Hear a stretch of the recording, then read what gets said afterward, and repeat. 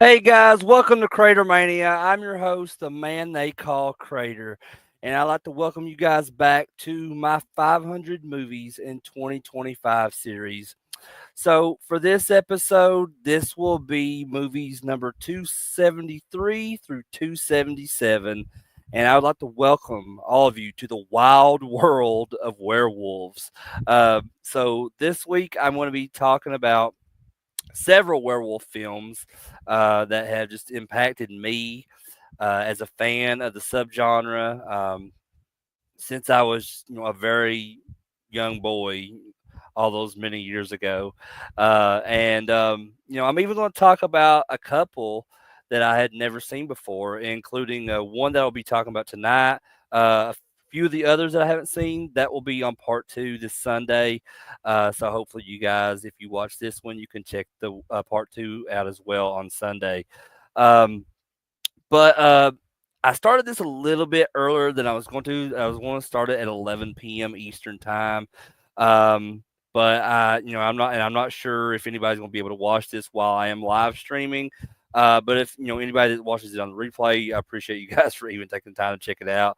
Um, but I was actually going to do this last night. Some stuff came up. I wasn't able to do it last night. Um, so I rescheduled it for tonight, and I actually just got done doing another live stream here on YouTube on the Grande's Graveyard YouTube channel, and I did that with John Grande, who hosts that channel, and then Dirk and Darren from the Eurocrypt podcast over on Dip It Radio channel. So that was a lot of fun. That was a horror roundtable. We just talked about a lot of different topics, from conventions to just Italian horror to to ghost stories in horror films, and just a lot of different things. Super fun. One of the most fun times I've ever had actually doing a horror roundtable. Hope to do more of those in the future with John and and Dirk and Darren, even on their channel. I know that we talked a little bit about that on the show, but you guys can go and check out the horror roundtable number 11 on Grande's Graveyard to see all the cool stuff that we talked about on there. Um, but I guess for this intro, I'm just going to kind of keep this short because it is late. I still do have to get up in the morning and go to work. But I'm committed to doing this. I'm committed to you guys that are watching and, and following me on this journey of trying to watch these 500 movies in 2025. So I said, nope. I know I just did a stream. I know it's late, but when I do another one, I'm going to be talking about some werewolf films. This is one of my favorite horror subgenres that there is, because I just feel like there is such a vast variety of so many amazing werewolf films out there, and just so many that I've still not even seen. Like I said, I watched a few this week that I had never seen before, and I'll be talking about one of those here in just a little bit tonight.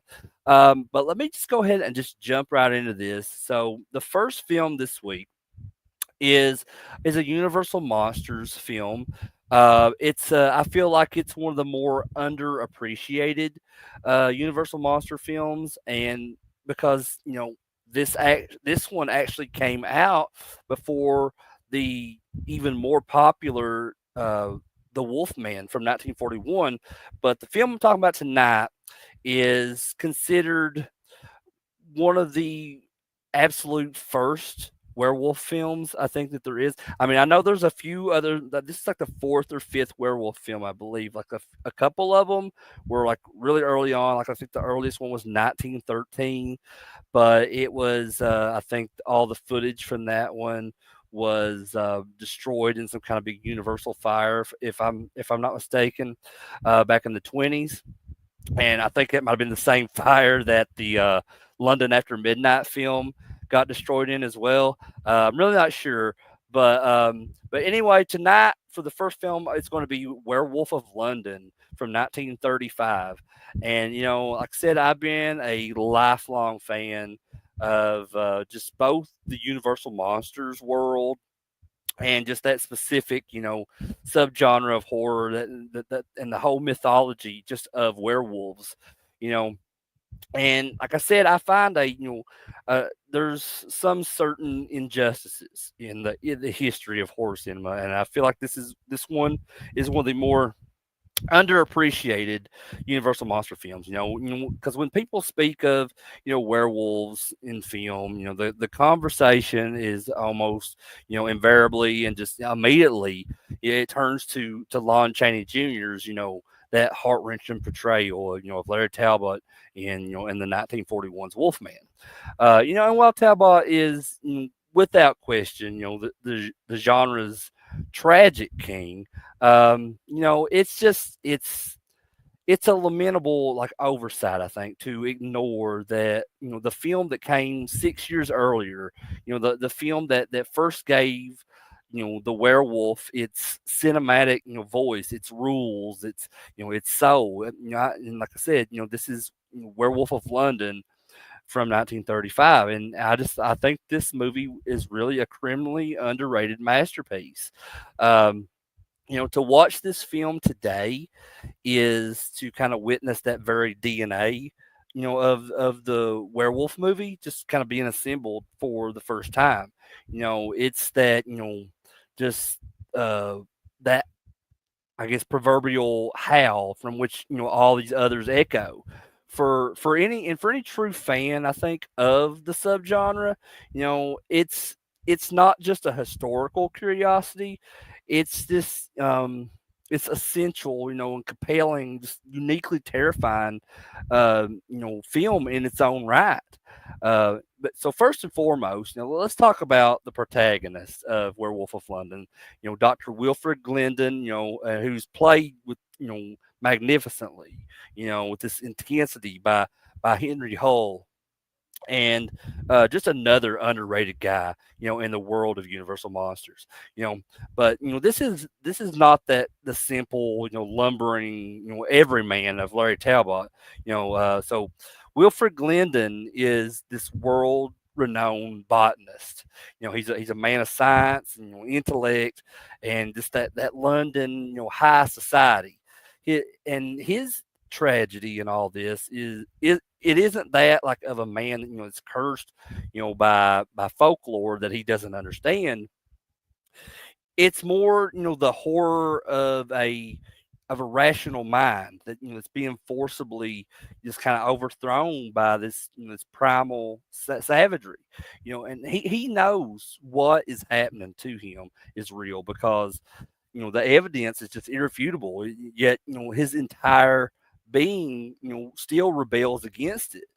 Um, and Henry Hull's performance, I just think, is just a masterclass in that type of controlled panic.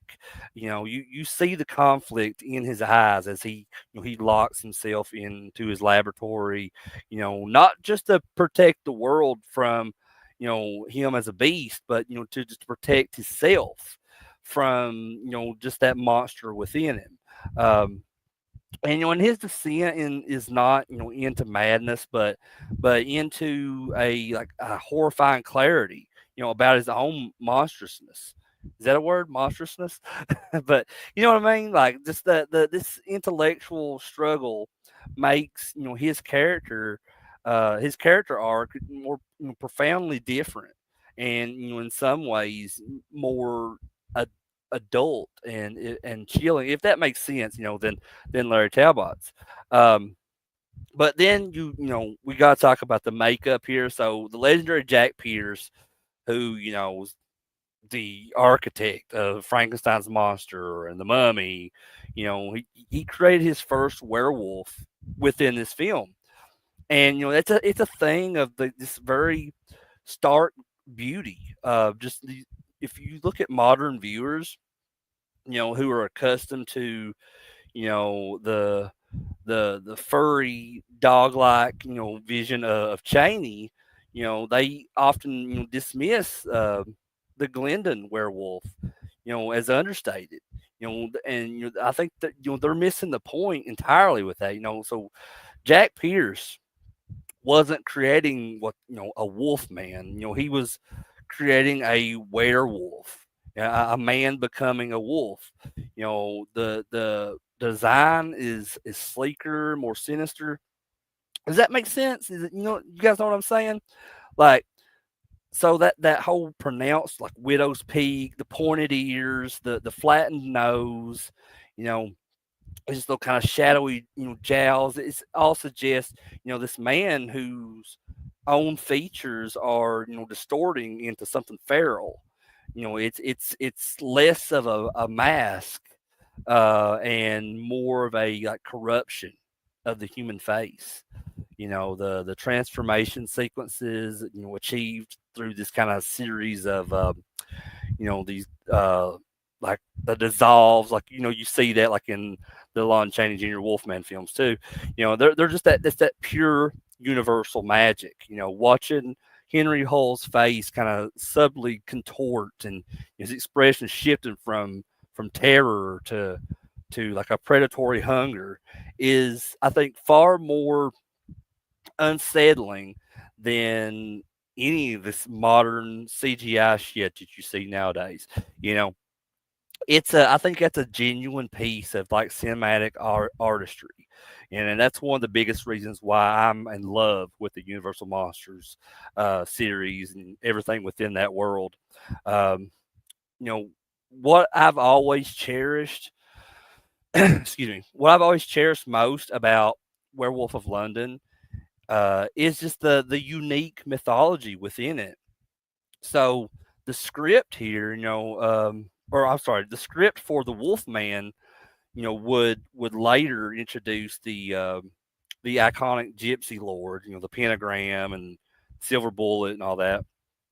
But this film, it kind of builds its own fascinating, science based on superstition world.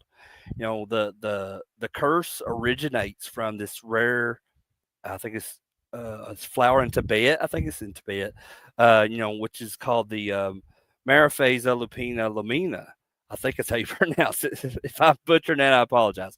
But it blooms only in moonlight. So this plant is both the cause of the disease. When bitten by this afflicted creature in its presence, and it's the only temporary cure. This creates this brilliant, dramatic device plot. It's a ticking clock. Glendon has this supply of these blossoms to kind of, you know um, slow down that transformation. So this introduces this kind of, desperate, element to his struggle. Um, and this desperation is, just amplified by, the presence of Dr. Yugami, who is played by Warner Oland, who is known for a ton of Universal films and horror films of that era. Because it's like Charlie Chan and all that stuff. So Dr. Yugami, though, is another werewolf. He's actually the one who bit Glendon into bed. And, so he has come to London, seeking the blossoms for himself. So this kind of creates this werewolf versus werewolf conflict that is kind of almost years ahead of its time. So their rivalry isn't just over a cure, it's like a battle of, philosophies or whatever. But Yogami has, accepted his fate, even embracing that strange wild joy of the hunt or whatever.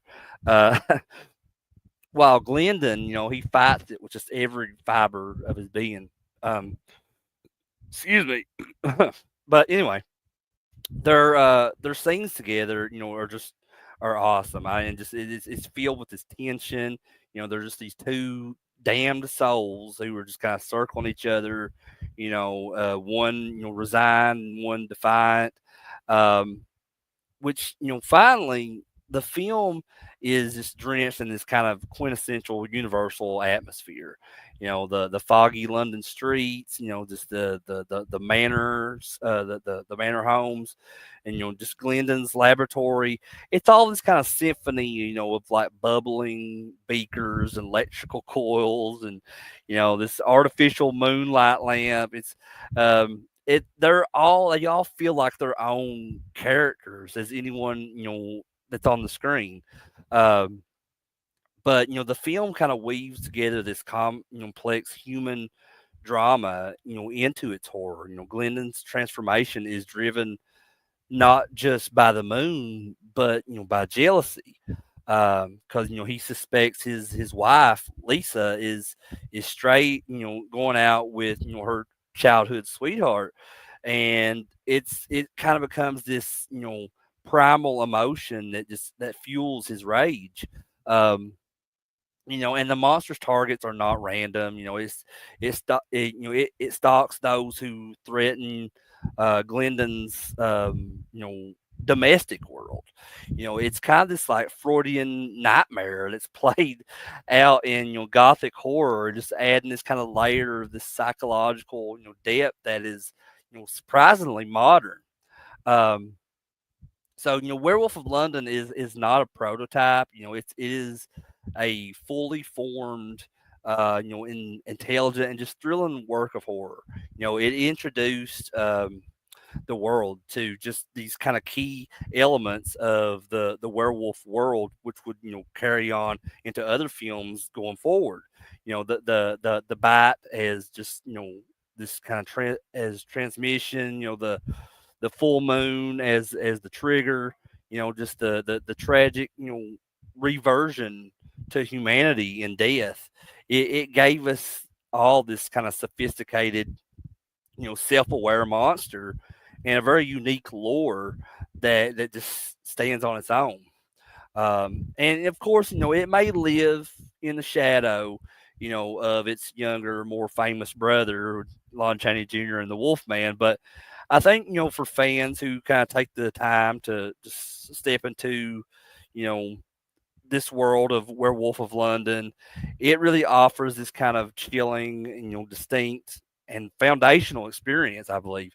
You know, it is just to me, one of the most interesting Universal monster films that's out there. Um, and just like I said, so underappreciated. And I think it deserves its place as, up there with, some of the greats in Universal Monster series. Um, but I guess I'll go ahead and look at the chat real quick. We do got at least a couple people in here right now at 11:15 p.m. Eastern time tonight. Synth Addict. So hey there, saw you on Grande Show. Lots of cool werewolf films, but I've not seen your first title.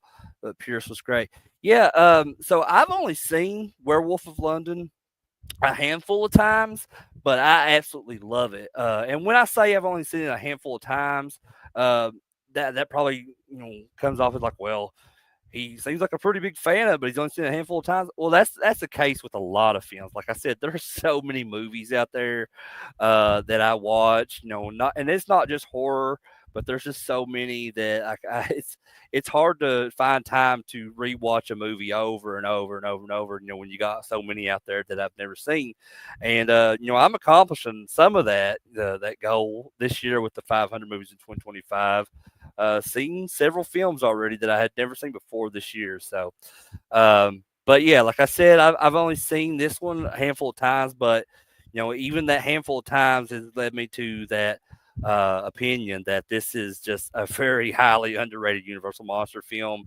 So if you've never seen it, man, I definitely recommend it. Check it out, especially if you're a Universal Monsters fan. And I seen you also said I like when they show Dracula as a wolf and other things as a shapeshifter from Stoker's novel. Like a couple of, man, me too. And I will get into that later this year. So I do have later this year, I have planned a whole Dracula week. Um, and basically, it's just going to be like it's a ton of different versions of Dracula, and Coppola's film is definitely going to be excuse me, Coppola's film is definitely going to be one of the films that I will be covering that week. So I'm really excited to do that because that's one of my favorite adaptations uh, of uh, of any Dracula movie is the one from the '90s with Coppola's version. But yeah, definitely. If you're not, it's good to meet you, man. I know you said you were just over on Grande Show. I think I seen you in the chat a few times in there, but I do appreciate you stopping by, man. If you haven't subscribed to the channel, yeah, go ahead. And like I said, I do these every week, and I will be for the rest of this year till I get to that 500 movies in 2025. Um, but let me go ahead and talk a little bit about the director of Werewolf of London. So the director of Werewolf of London was Stuart Walker. Stuart Walker was not primarily known as a film director. Certainly not a horror specialist in the vein of like James Whale or Todd Browning. Um, his background was firmly in theater, where he was this kind of respected, stage director and producer. And, he brought this kind of certain theatrical sensibility to his films, often kind of characterized by these, strong performances and just a focus on the dialogue. Um, but his most notable and I think acclaimed film is probably The Mystery of Edwin Drood, which is also from 1935, and that was another Universal picture. Like I said, it was released the same year as Werewolf of London. It was an adaptation of Charles Dickens's that's hard to say. His unfinished, final novel, and it starred Claude Rains, another Universal Monsters alumni. One of Universal's biggest, horror stars. He was in The Wolfman, The Invisible Man. Um, but the film was praised, for its kind of atmospheric, recreation of that Dickens esque England, and it's very tense, psychological drama. So that's another one you should definitely check out. Again, that one's called The Mystery of Edwin Drood. So yeah, but Stuart Walker, his film career was just relatively brief, pretty much, spanning mostly in the 30s. Um, and Edwin Drood and Werewolf of London, I think those remain his most remembered works. He had this this relative obscurity that was compared to other Universal horror directors, and that may be one reason that the film might be not as stylistically flamboyant as its contemporaries. I'm not sure because, like I said, everyone else that was involved in the more head honcho like Universal Monster Films, I think is because all the people on the crew and the director and the writers and all that were just kind of storied veterans at that point, in the Universal Monster era, unlike how Stuart Walker was. But anyway, the legacy and the impact of Werewolf of London is really profound, even if the film itself is often overshadowed. Um, so, like I said, this kind of was the starting ground of what would become an extremely popular subgenre. Its most critical legacy is that it was the first. And before this film, werewolves were largely creatures of just literature and silent era curiosities. But this film really established the werewolf as a viable Hollywood monster, and just it paved the way for every werewolf movie that would follow, including 1941's The Wolfman. Um, and while The Wolfman, is credited with popularizing werewolf mythology, Werewolf of London, established several key themes that became genre mainstays. Like I mentioned these earlier, like the bite. It was the first. This was the first film that would firmly establish that the curse of the werewolf is transmitted via a bite from another werewolf. Um, and then the full moon thing too. Like this one, it linked that transformation to the full moon, which is a concept that just has become the single most recognized element of werewolf lore, I believe. But also, as like a lot of werewolf films, there's that tragic, story of the monster itself. It created that template, of the werewolf as a tragic figure, which is a good man who is just conscious of his affliction, and he's fighting against that beast within, just day after day, year after year.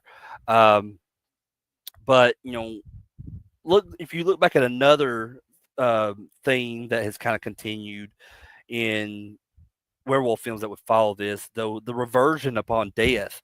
So that iconic shot, of the monster dying and transforming back into its human self was cemented here with this film, um, and just that archetype of the gentleman werewolf, that character of Dr. Glendon, who's sophisticated, wealthy, intellectual.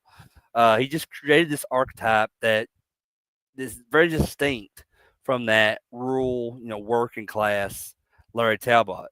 Um, that the high society werewolf, whose curse is a stain, on his respectability. That would later influence films like Wolf from 1994, starring Jack Nicholson, which is another film that I'll be covering on this Sunday. But the influence on the Wolfman. Well, actually, before I get into that, let me go ahead and seen that Synth Addict put a few comments. Um, Good to meet you. I hang out at Alpha Romero's and Subjective Perspective Collective's channels, as well as tons of music/tech podcasts, and I do my own shows and some movie soundtrack covers. Very cool, man. Yeah, so I hope to see you in some more. If I don't see you anymore, I'll probably see you on Alpha Romero's channel or Dirk's channel over at Subjective Perspective Collective. But yeah, really good to meet you too, man. Thank you for stopping by, and you should see you around. I have to go to work now. I feel that, man. Good luck at work. I gotta go to work early in the morning, so got to speed through this tonight, guys. But I'm gonna still try to make it as enjoyable for you as I can. Um, but like I was saying, with the Werewolf of London, its influence on the Wolfman, which unfortunately, this movie was this kind of a commercial failure. But and it that's why it directly impacted the creation of the Wolfman in 1941. Um, Universal Pictures, seeing that potential, but just recognizing the flaws of the first attempt, waited 6 years before trying again. And the writer of Werewolf of London, he consciously diverged from the London script. I'm sorry, not the writer of Werewolf, the writer of Wolfman in 1941. He was trying to differentiate from the Werewolf of London script, and just replacing the scientific and botanical lore with this more mythic, folkloric elements like gypsies, pentagrams, and even the famous poem, even a man who is pure in heart, that all that stuff, just he introduced silver, as the werewolf's sole weakness, just which is just this kind of thing where he branded that with the Wolfman, and that's something that Werewolf of London had lacked. Um, but going back to the Jack Pierce makeup effects, so the werewolf design is a significant part of its legacy with any werewolf film, I believe. And in this film, while it's less iconic than the later, Lon Chaney Jr.'s Wolfman makeup, it represents a different, more subtle approach, to the monster. It is a um, point of just kind of frequent discussion, amongst monster fans, with, many appreciating its more sinister and less animalistic appearance. But, I love both. I'm not going to lie. I mean, I got right here, I got my Lon Chaney Wolfman pin on my hat tonight.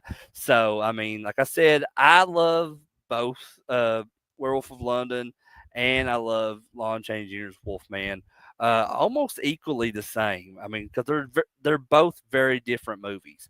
But I guess in conclusion, before I move on to the next film I'm going to be talking about tonight, um, Werewolf of London, stands as this kind of foundational pillar of the horror genre. I feel, that's just my opinion, but it is what it is.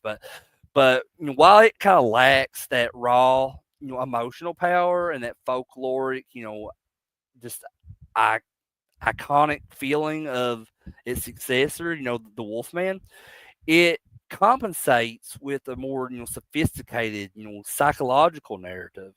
Um, this very unique scientific lore and just a very effective monster in the process.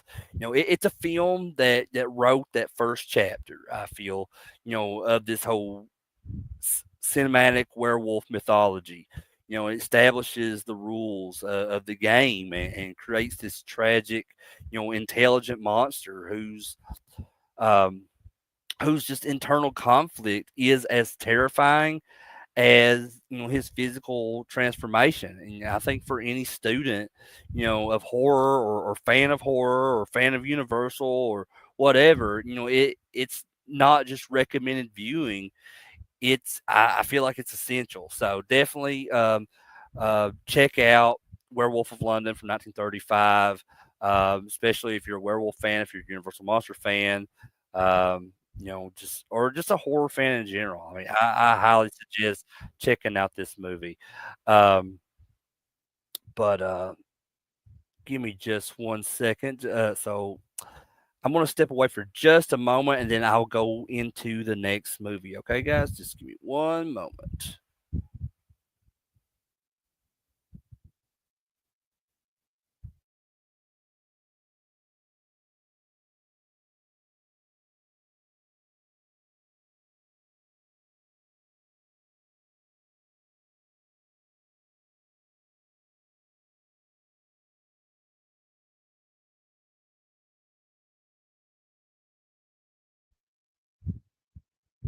All right, sorry about that, guys.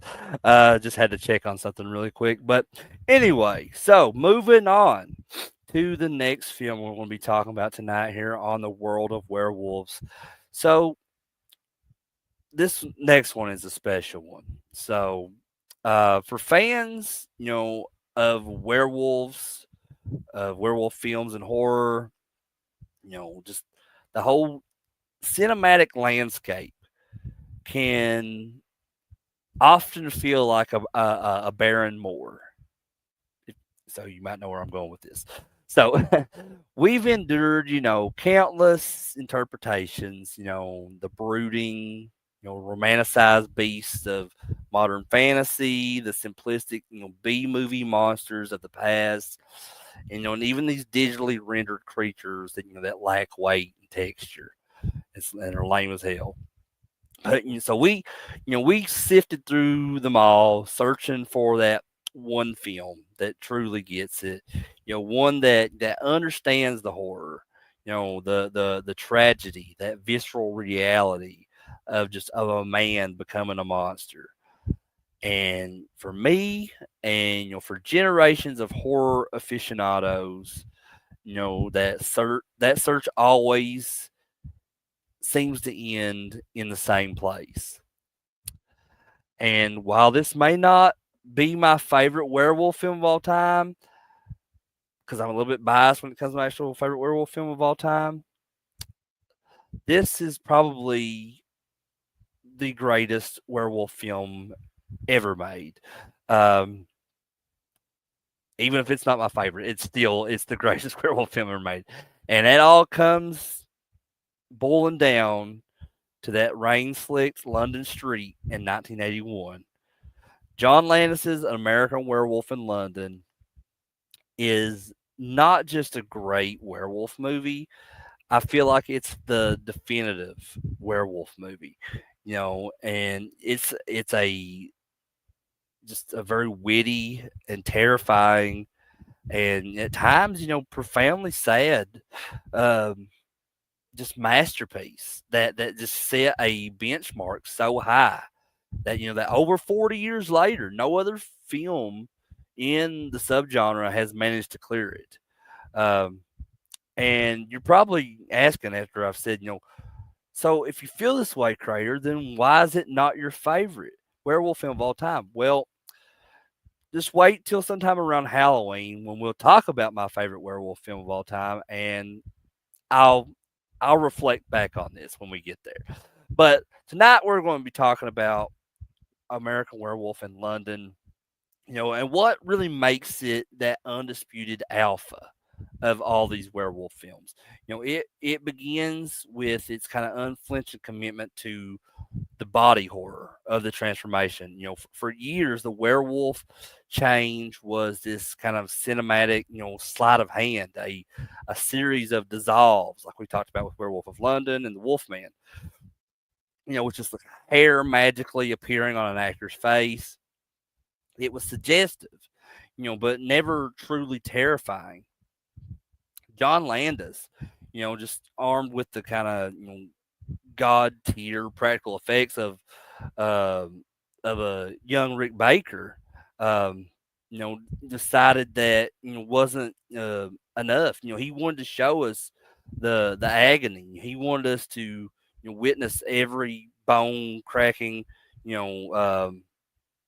Just that every moment of David Naughton's ordeal, and I had to just say for just a second, just before I continue, uh, when I was on John's um, channel earlier on the stream, I kept saying that Rob Bottin was doing the effects of American Werewolf in London, but I was thinking of, for some reason I was thinking of John Carpenter's The Thing, but yeah, what I meant to say, and I do apologize for John for saying that, and but yeah, Rick Baker is who I'm talking about. So Rick Baker, who did the effects of American Werewolf of in London, and just that first transformation scene is not in this film, is not just a special effect.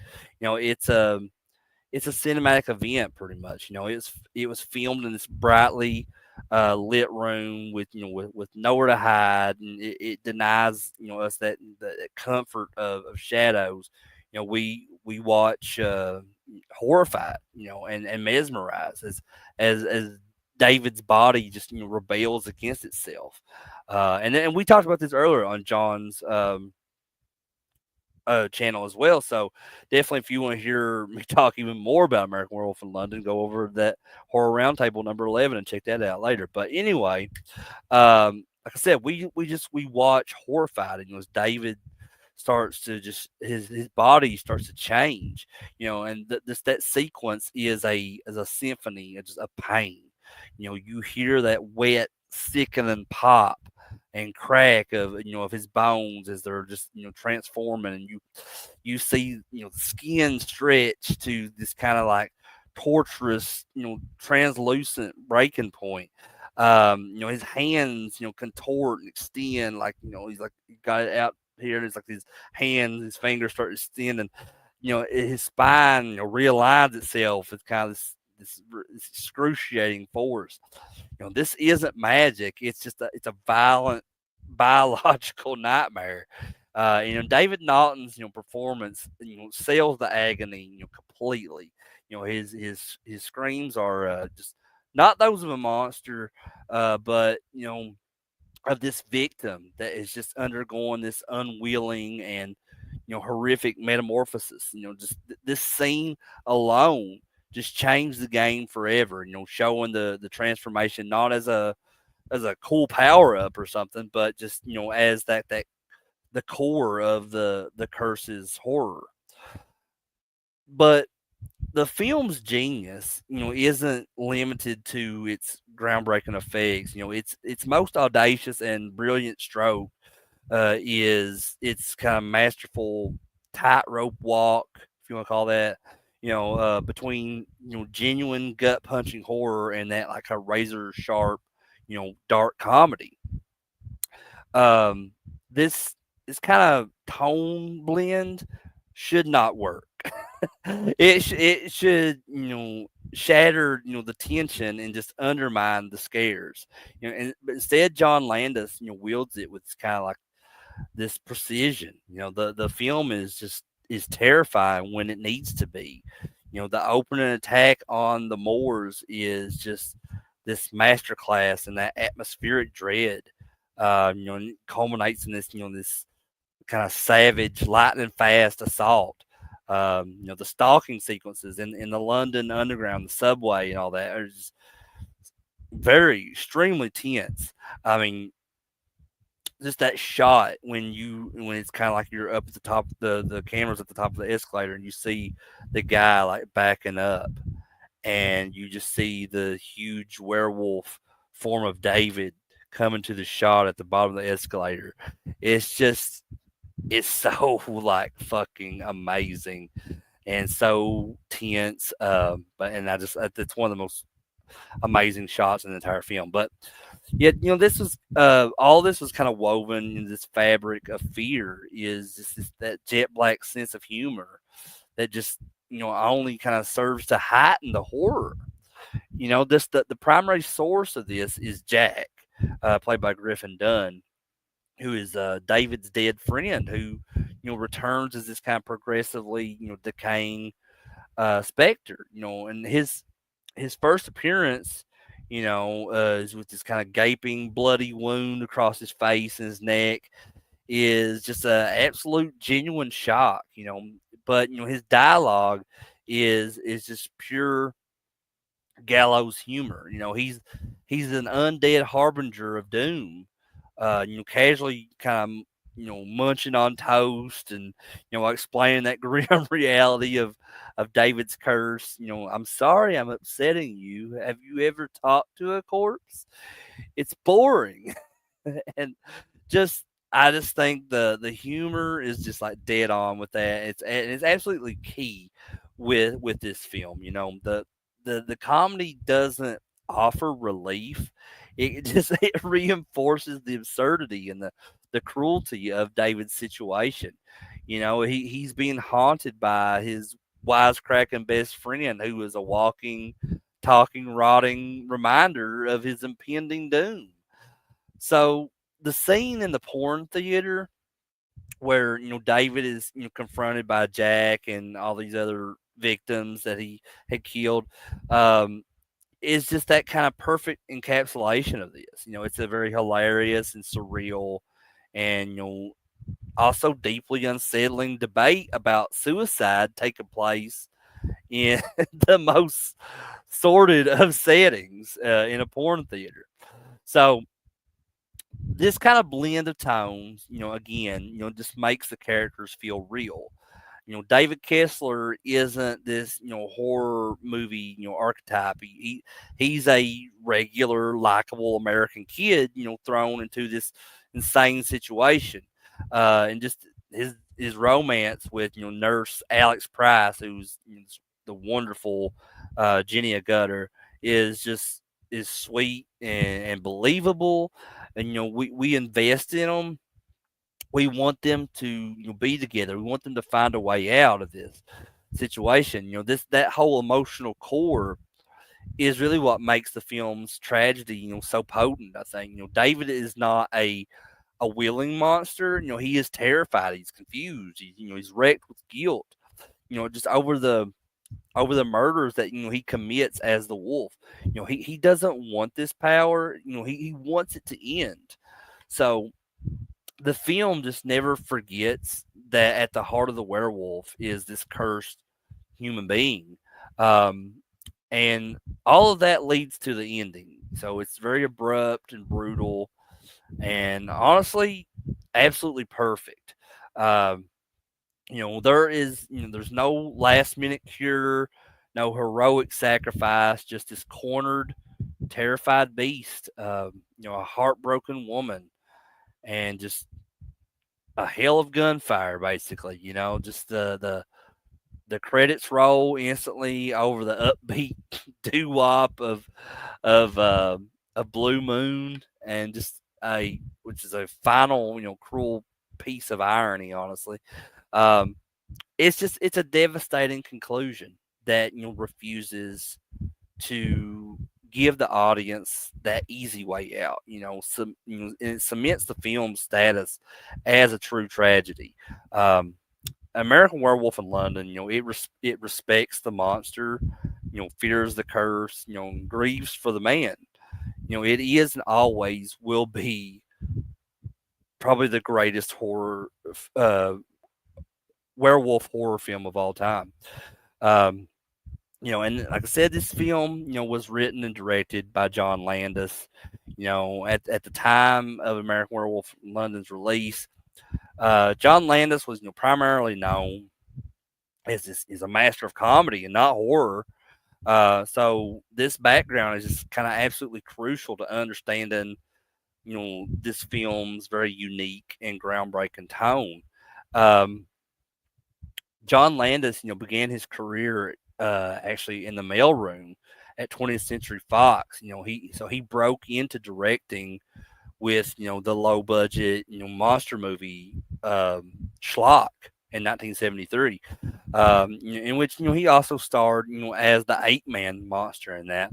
But his major breakthrough came with Kentucky Fried Movie in 1977, and then of course absolutely smash hit college comedy National Lampoon's Animal House in 1978. And of course, one of my favorite comedies of all time, Blues Brothers in 1980. But his filmography was really defined by this kind of rebellious, anti-authoritarian spirit. That sharp satire, just this very chaotic, comedic energy. Um, and when he finally secured, funding for an American Werewolf in London, which is, it was a passion project, he had written back in 1969, after this experience in Yugoslavia, so producers were just baffled by this. They expected another broad comedy, not a film that blended, genuine horror with his signature wit. Landis's comedic sensibilities are, I think, what allowed him to be so effectively, to balance the film's, you know, different tones. Um, he understood that comedic timing, which he applied to the scares, and he wasn't afraid to inject moments of absurdity into these dark situations.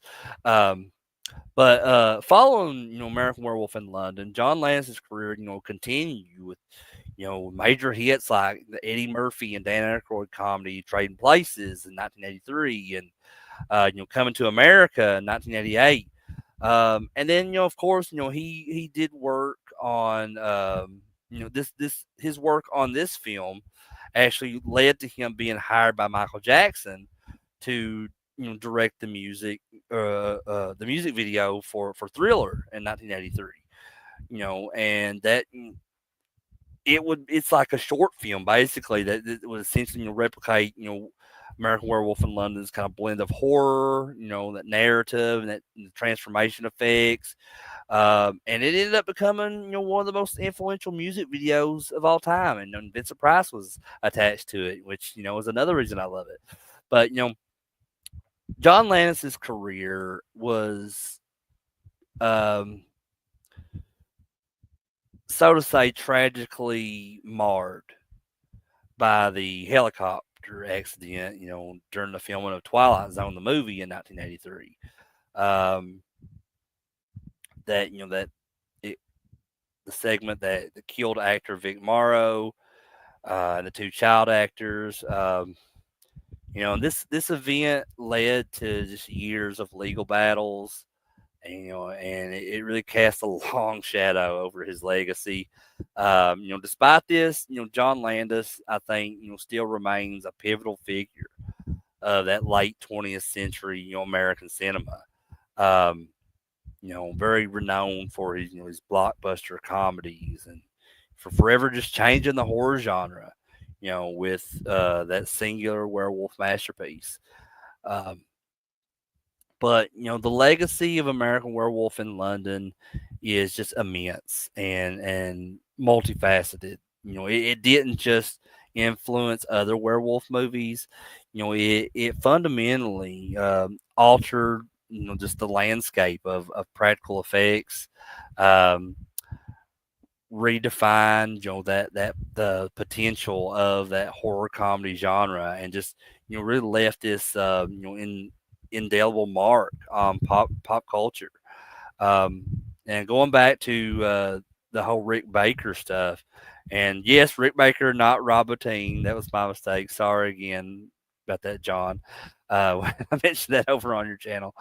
But Rick Baker, he just redefined special effects for this film. And it's just that I think the film's most immediate and the seismic impact was in the field of these special makeup effects. Rick Baker's work on the transformation sequence was just a giant leap forward.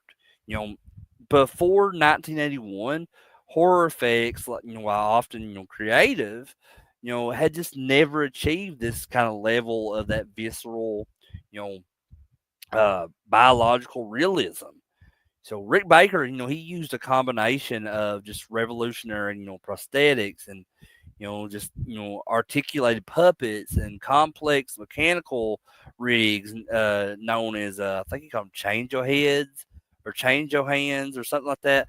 So just to create this illusion, of a body being physically and painfully torn apart and reshaped. Just this achievement was just so groundbreaking that it forced the film industry just to take notice. The Academy of Motion Picture Arts and Sciences, which had no regular category for makeup, created one specifically in response to Rick Baker's work. So in 1982, Rick Baker won the first ever Academy Award for Best Makeup. And this was just a testament to how his effects were seen not just as a technical trick, but as a true art form. This legitimized just the craft of makeup effect artists, and just ushered in this kind of golden age of practical effects that would carry on all throughout the 1980s. Inspiring a new generation of artists like Stan Winston, Rob Bottin, and Tom Savini, and who would just create iconic creatures for films like The Thing and Aliens, The Terminator, and Romero's films, the Friday the 13th films, and um, just this movie though was just the blueprint, for that modern horror comedy. While horror comedies existed before, like Abbott Costello Meet Frankenstein being one of them, they were almost just always just comedies first, with just the horror elements, played for laughs or campiness. Um, John Landis's film was different here, though. It was just a true hybrid that took both genres seriously. The horror was just genuinely frightening here, and just and the comedy was just genuinely funny, and with both elements serving to kind of strengthen the other. Um, the humor made the characters more relatable and human, which in turn made their horrific fate even more tragic and impactful. And I think this is one of those, even though we've said a lot already about this film, this is one of those werewolf films where you truly and genuinely sympathize with the man who is going through this situation. Um, but this whole sophisticated tonal balancing act that I was talking about, just it became that blueprint, for countless films that followed, and it also, that just paved the way for movies like Gremlins and Evil Dead 2 and Tremors, and more recently, like, well, not really recently, but Shaun of the Dead and Zombieland. Um, Edgar Wright, who's the director, of Shaun of the Dead, has just frequently cited that American Werewolf in London, is a primary influence on him. Particularly its ability to kind of pivot from laughter to terror in a single scene. Um, but this movie also just it modernized the werewolf mythology.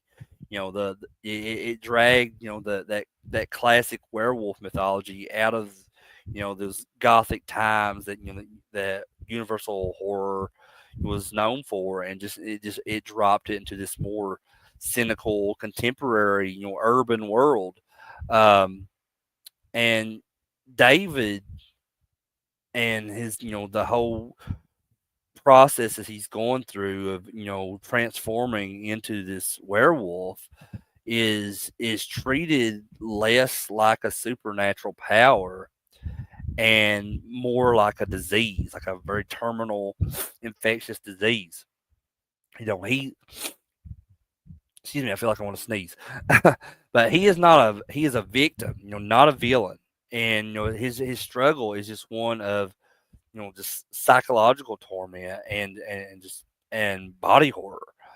But unlike Lon Chaney Jr.'s Larry Talbot, who was just often, unaware, of his actions as the wolf, David is fully conscious, of the monster that he becomes and just these atrocities that he commits. This awareness was, fed to him by the ghost of Jack, or zombie Jack, whatever you want to call him. And it really makes his dilemma, far more horrific. And just the concept of Jack, returning as that decaying ghost or zombie or whatever, just to guide David and torment him, is just really just this brilliant narrative device. It adds that layer of that psychological horror and that dark humor to the proceedings. Um, but over 4 decades later, the film just remains a cultural touchstone for a lot of people. And then, before I get into that, so I just want to talk about the soundtrack too. So the soundtrack of this movie is so wild and amazing. So John Landis's decision to use only songs with the word moon in the title, like CCR's Bad Moon Rising, Van Morrison's Moon Dance, the Marcel's Blue Moon.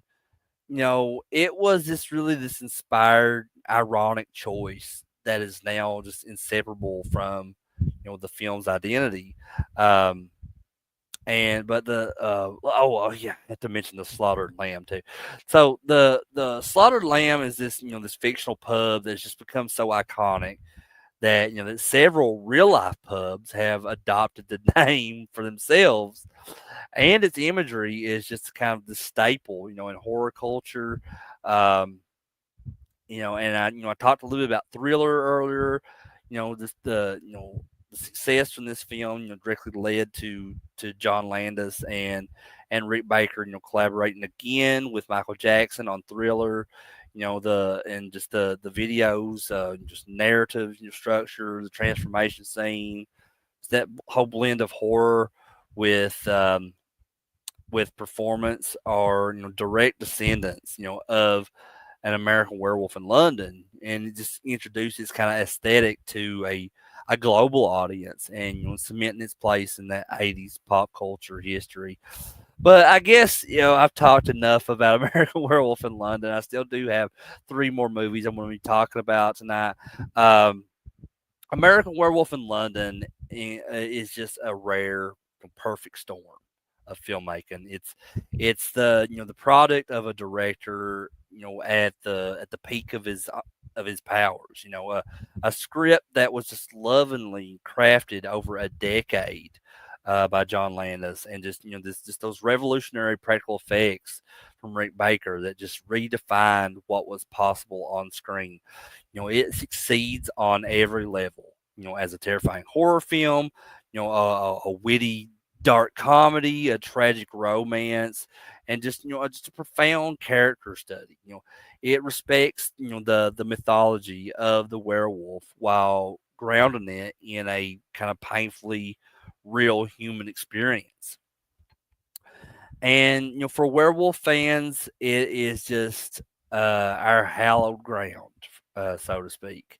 Um, just a visceral, intelligent, and just deeply moving film that just understands that the greatest horror of the curse isn't becoming a monster, but just knowing the man that you're leaving behind. It remains, I think, without question, possibly the greatest werewolf film, in its own subgenre. Just a masterpiece whose howl still echoes through the halls of cinema history. If you're aware, never seen American Werewolf in London, you guys need to get on the fucking ball and watch that movie as soon as possible. But that brings me to the next film I'm going to be talking about, which is a film that I thought I had seen years ago, but apparently not. I must have been mistaking it with another film. But this film also came out in 1981, the same year as American Werewolf in London. Um, and as a diehard werewolf fan, like I said, 1981 should have been our Christmas, Hanukkah, and birthday all rolled into one. It was the undisputed year at that time, of a werewolf. So we were gifted two of the subgenres absolute masterpieces.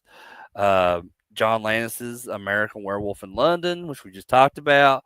With its groundbreaking, bone snapping transformation effects, and then Joe Dante's The Howling, which I'm going to be talking about here in a little bit tonight. Which it was this very gritty, satirical, take that was packed with just incredible creature designs, and then the other werewolf film that came out in 1981 was Wolfen.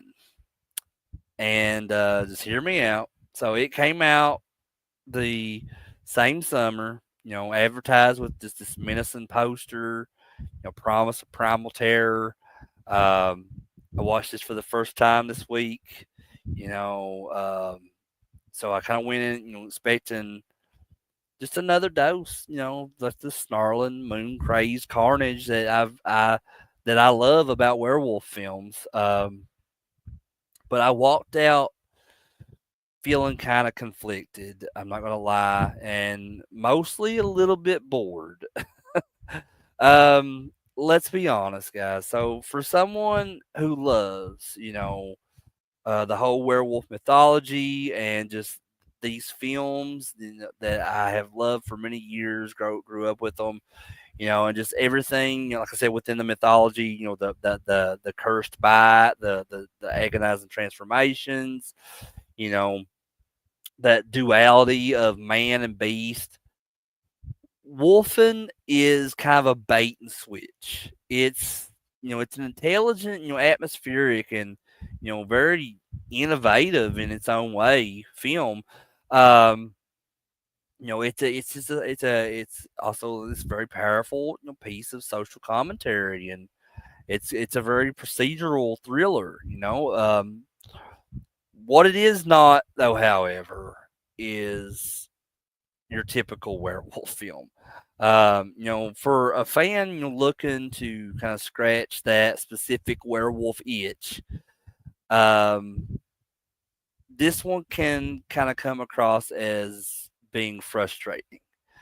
Wolfen is based on the novel by what's the guy's name? Whitley Strieber, I think is the name. And but at its core, it's a detective story, wrapped in this kind of ecological horror. The film centers on Dewey by Albert Finney. He's a former NYPD captain, brought back to consult on this bizarre and brutal high profile murder. Um, and then you got this wealthy industrialist, Christopher Vanderveer, and his wife and his bodyguard have been just torn to shreds in this park. And the crime scene is just baffling. There are no discernible human tracks, no weapon, no motive. The only clues are these non-human hairs and this almost kind of supernatural level of stealth and violence. Um, so, um, Wilson, the character, of Albert Finney's character, Dewey Wilson, he is just kind of paired with this, criminal, psychologist, Rebecca, who's played by Diane Venora, and just that investigation slowly peels back layers of conspiracy and forgotten history, and they're aided by this this wisecracking coroner, Whittington, you know, played by Gregory Hines, who discovers that the wolf hairs don't match any known species. So the trail eventually, leads them away from traditional police work and into this kind of realm of Native American folklore, specifically to a group of these, radicalized, Native American activists, which are led by Eddie Holt, which is a very young Edward James Olmos. Um, but it's through them that Dewey learns the truth. The killers are not werewolves; they are the Wolfen, which is an ancient, and highly, intelligent species of these wolf-like predators who have existed, in the shadows for millennia. Just preying on the sick and the weak, and the outcasts, is the garbage of society, so to speak. They are not these supernatural beings. They are these just apex predators of the natural world, pushed to the brink by, humanity's encroachment. Their nature's immune system, and just their hunting ground has become this desolate, urban wasteland of the South Bronx, just a borough abandoned, by the city and left to ruin. And the Wolfen targeted Vanderveer because his new construction project threatened their last remaining territory. So the film's like, kind of skews, the traditional monster movie themes. There are no transformations, no silver bullets, no full moon. Instead, we get this kind of slow burn investigation, philosophical debates about man's relationship with nature, and just a powerful commentary on urban decay and just that displacement of indigenous people. So, um, the climax isn't, this bloody showdown, but more of a tense, silent standoff where Dewey, realizing he can't defeat the wolf and with force, he demonstrates his, respect by smashing the detonator, for the development project, proving he is not a threat. So the wolf, in turn, spare him, and they just kind of fall back into the ruins of the city.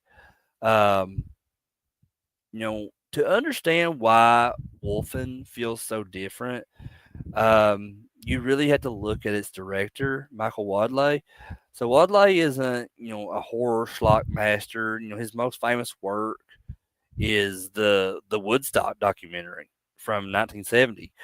So he was this documentarian, sensibility, and it just permeates every frame of Wolf. And he shoots New York City not as this kind of gothic backdrop, but as a living, breathing, decaying organism. Um, and the scenes in the rubble strewn like South Bronx are not just set dressing. They're a stark, realistic portrait of just human blight in the early 1980s. And Wadley is more interested in the film's themes than its monsters. He uses the wolfen as a kind of powerful metaphor for nature fighting back against industrialization, and for the Native Americans who were, just kind of systematically wiped from that same land. So this kind of cerebral, socially conscious approach makes for a compelling film, but it starves the audience member who kind of came for that creature feature type of thrill. Um, so this brings me to one of my major gripes with this film. Uh, the Wolfen vision. So to kind of portray, the Predator's point of view, Wadley and his team, developed a special in-camera effect, kind of like thermographic, negative exposure look. Um, it felt like I was playing a Sega Genesis video game. Um, you know, and but I gotta admit, while it was incredibly kind of innovative for its time, I just didn't like it. It just felt very alienating and just sterile, like watching a heat-seeking missile target its prey, rather than experience the that raw, sensory overloaded perspective of a hunter. Um, it just kind of created this kind of technical distance when I wanted to feel, the creature's hot breath and the pounding heart, and it was just it's a weird filter, I think. It just kind of took me out of the moment, instead of putting me, in the wolf's skin, so to speak.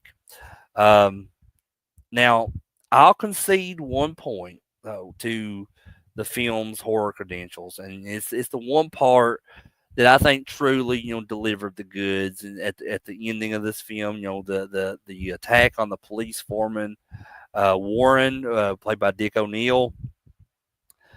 The scene on the bridge is really amazing when it comes to the tension of it all. So the that sudden silent appearance of the wolf and that swift, almost like surgical strike, and just shockingly decapitating this dude. It's just, I was like, whoa. I was like, where was that the rest of the film? It's just this brutal, effective kill that just kind of stands out, definitely, because the rest of the film was just so restrained. Um, in my opinion, it was honestly, without a doubt, the coolest part of the movie, and just kind of a glimpse of that visceral horror film that this could have been. Um, but despite my personal disappointment as a werewolf fan, Wolfen is I I think its legacy is still very significant. Its greatest impact is technical. That weird filter that I disliked.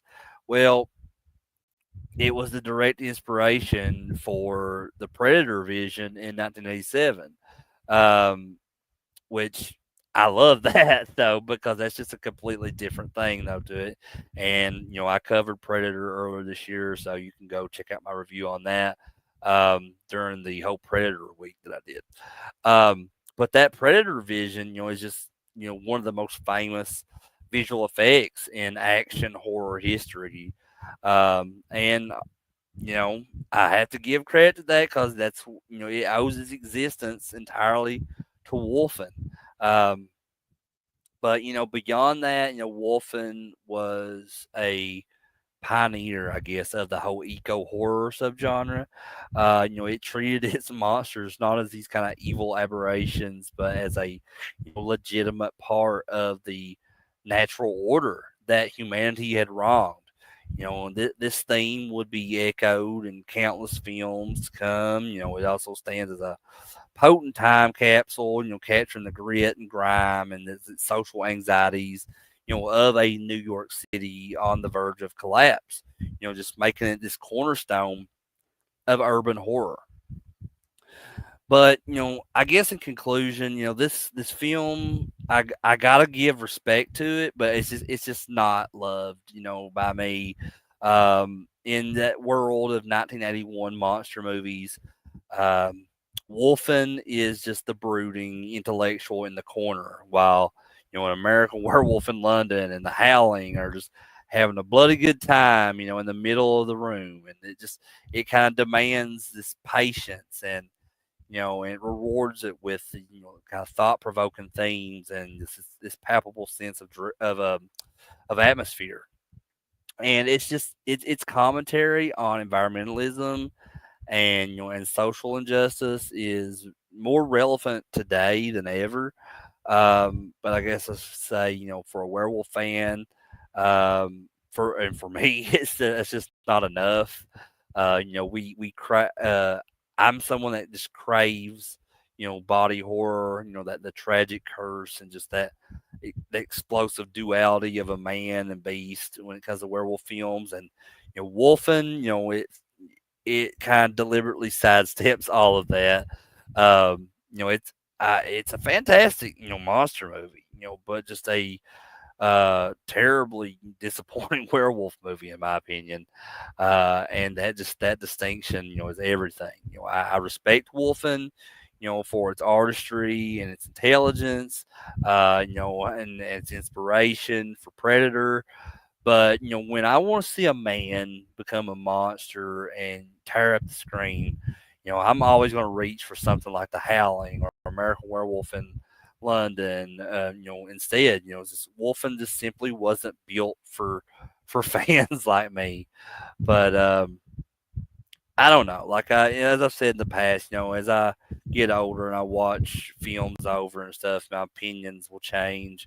So maybe I'll watch Wolfen another time, and maybe my opinion will change on it. I will change on it sometime, but I don't know. But I keep alluding to The Howling. I've talked about American Werewolf in London. I've talked about Wolfen. Um, so that leads me to the other werewolf film from 1981, which is The Howling. And, it is a film that just kind of captures that raw, that painful, liberating, terrifying truth of the beast within, which is what I love about werewolf films. And that, Joe Dante was a genius with this masterpiece. And I've been a fan, like I said multiple times now, I've been a fan of werewolves and movies for as long as I can remember. From Lon Chaney Jr.'s, tragic, soulful, Larry Talbot to, uh, even Oliver Reed's, Curse Nobleman, that they were fine, noble attempts, but they were just always stories told by outsiders, looking in with a kind of mixture of pity and fear, and they captured the tragedy, but just rarely the power. They understood the curse, but not the freedom, But then, in 1981, which, we had films like American Werewolf in London and Wolfen, you know, um, this was the grand year of the wolf, these and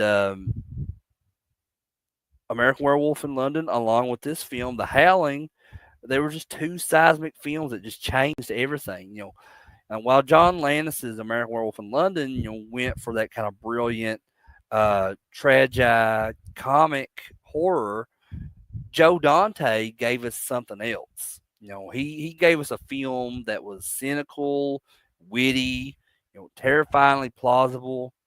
He gave us a film that understood that the monster wasn't just an aberration. It was an identity, a society, a choice. Um, and like I said, as a fan, of both, like werewolf movies and just that singular genius of Joe Dante, um, and and even an admirer of D. Wallace. The Howling is more than just a horror movie to me. It is a validation. It is a knowing wink from a director who gets it. A terrifying journey anchored by this actress in Dee Wallace who makes you feel every ounce of her character's kind of frayed nerve terror. And a showcase for special effects that to this day feel more real than any kind of soulless pixel creation out there.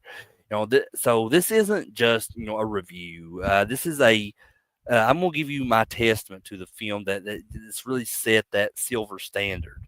Um, so at its core, The Howling is just this story about trauma and the seductive allure of letting go. Um, the film introduces us to Karen White, played by Dee Wallace. She's this television news anchor in Los Angeles. She's strong and professional, and just we meet her at her most vulnerable, being used as bait by the police to catch this serial killer named Eddie Quist, who is played by Robert Picardo, known for a lot of other Joe Dante films. Um, so the trap is set in this grimy neon hell of a porn theater district, and the scene is drenched just in sleaze and dread. And when Karen finally confronts Eddie in this peep show booth, he forces her to watch something very out there, very monstrous. We don't see what she sees, but her kind of blood curdling scream tells us everything. You know, the police they burst in, they gun Eddie down, but the psychological damage is done. And so she's suffering, from amnesia and this post traumatic stress. So Karen is the shadow of her former self at this point. And her therapist, who is this smooth and reassuring Dr. George Wagner, um, who was played by Patrick Manee.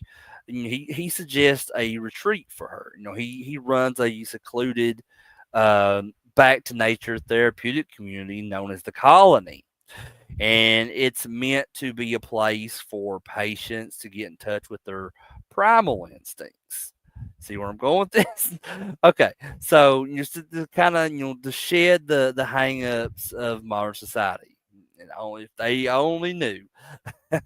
But so from the moment that Karen and her husband Bill, who's played by Christopher Stone, who was Dee Wallace's real life husband at the time, they arrive in. The unease is just palpable. The other residents are very strange. There's this nymphomaniac named Marcia Quist, who is played by Elizabeth Brooks. Who immediately sets her sights on Bill and just a host of other oddballs who seem a little too comfortable with with their inner animals.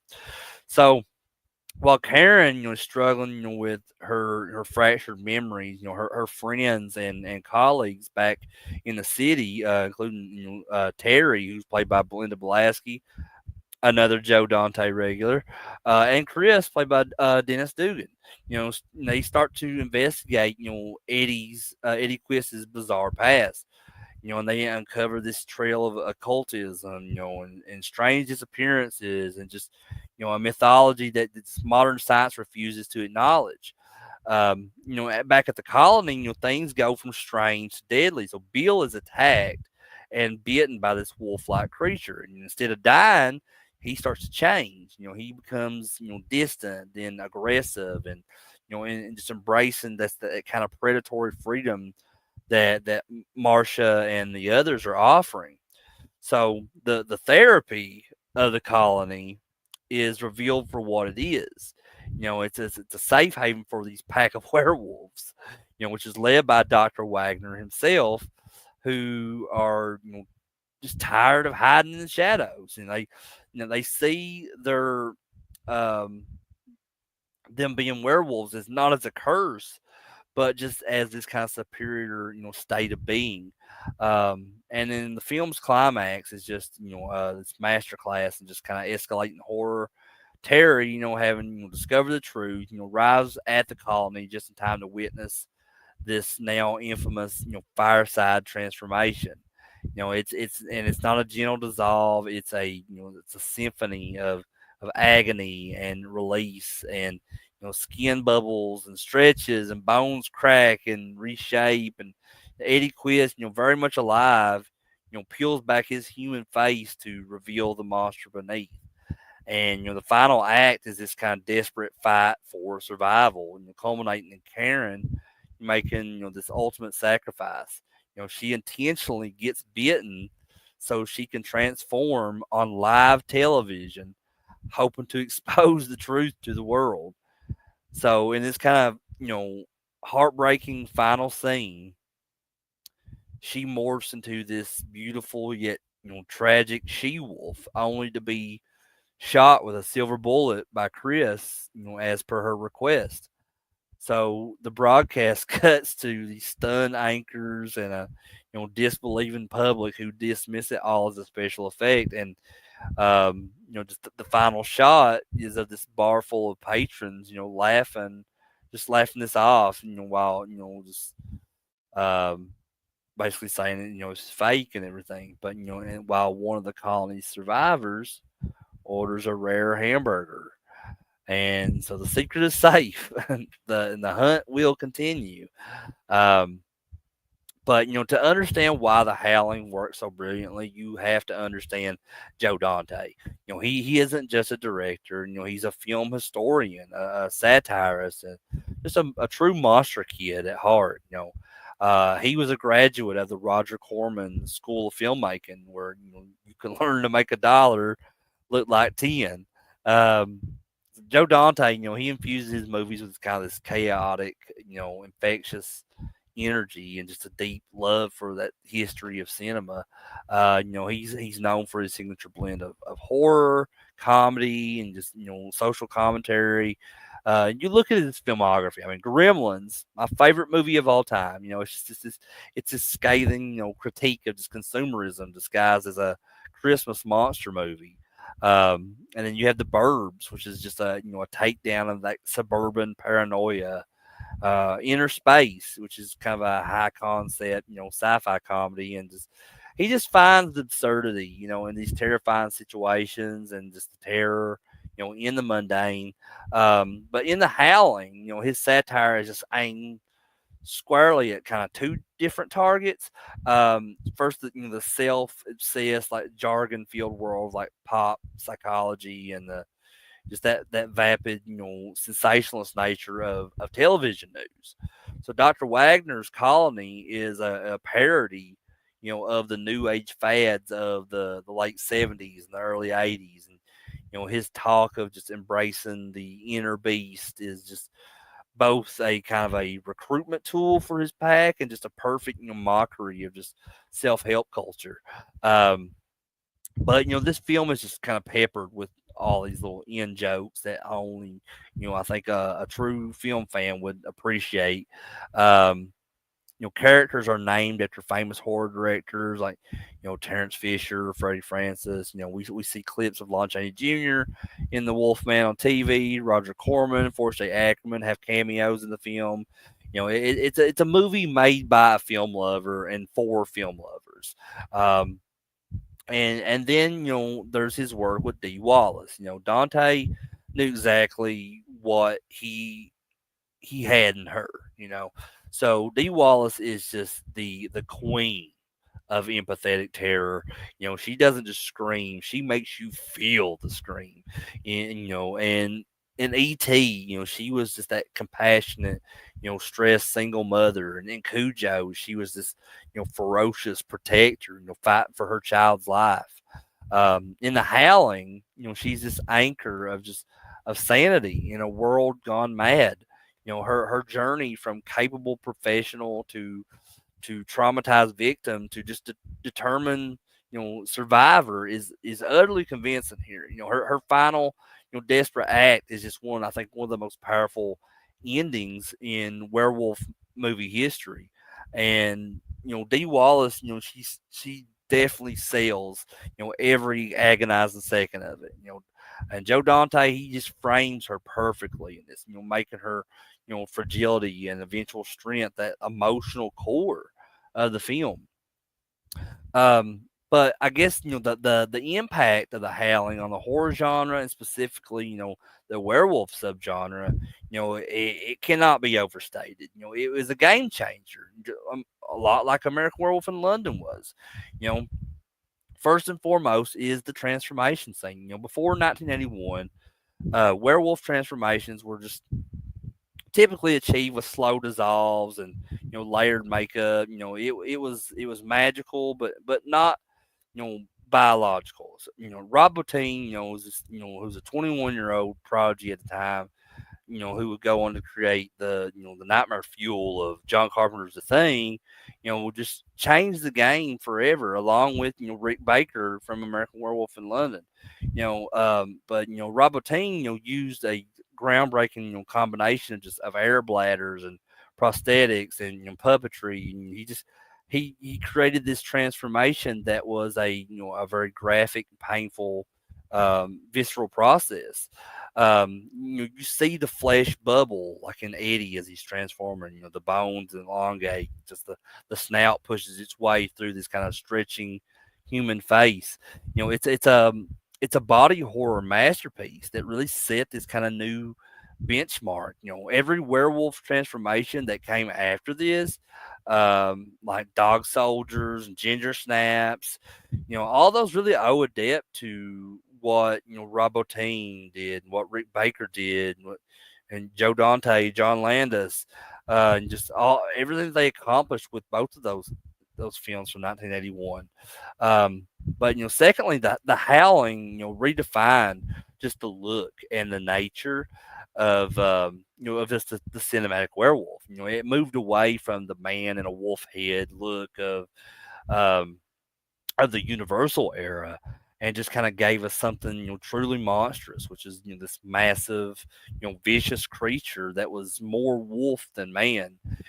So this design here in the Howling specifically, which is often referred to as the Howling type, became just that kind of dominant archetype for decades beyond this. They weren't just cursed men, they were these apex predators. So the film's tone was just equally influential. Joe Dante proved that a horror film could be self-aware, and satirical without deflating its own tension. So the kind of little winks to the audience, and the jabs at society, didn't make the horror less effective. They made the film smarter and more replayable, in my opinion. This, and I think this very kind of intelligent, genre savvy approach would become a hallmark of 80s and 90s horror, um, which it would pave that way for films like Fright Night and eventually Scream. But finally, I guess the concept of werewolves as a hidden society, this pack that was living amongst us with the was just a brilliant stroke of genius. I think it elevated that mythology beyond that singular isolated curse. It would create this world where becoming a wolf was a philosophy, a rebellion against that kind of sterile confines of humanity. Um, and this idea has been endlessly explored in subsequent fiction, from the Underworld franchise to even tabletop RPG games like Werewolf the Apocalypse. And the pack in the Howling is kind of seductive. They offer this power, this community, just a and just freedom from repression. Who wouldn't be tempted, just for a moment with that. I'm just kidding, but yeah, the film spawned just a legion of truly horrible, really shitty sequels, and we don't really want to talk about most of those. I'm going to be talking about at least one of them, which will be the last film that I'll be talking about tonight.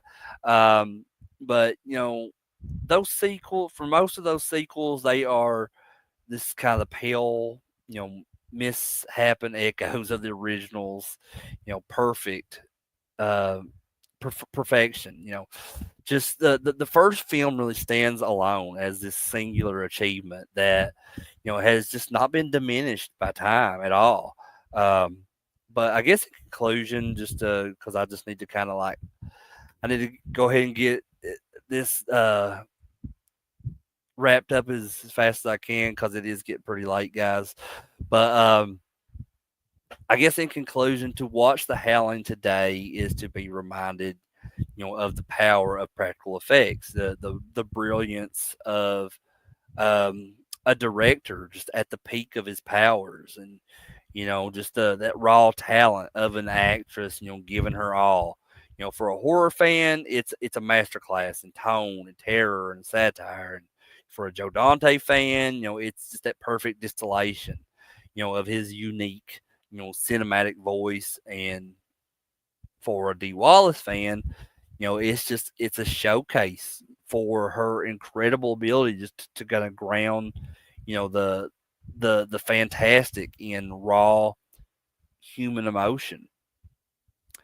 And for someone like me, it's something more. It's a film that looks into the woods and doesn't just see darkness, but sees life. It understands that the beast isn't something to be cured, but just something to be reckoned with. And Karen White's final act wasn't just suicide; it was an act of journalism. A desperate attempt to bridge two worlds. The world laughed, but we understood what the impact she was trying to make. We all heard her. And her howl at the end just was a warning and a plea and just a promise.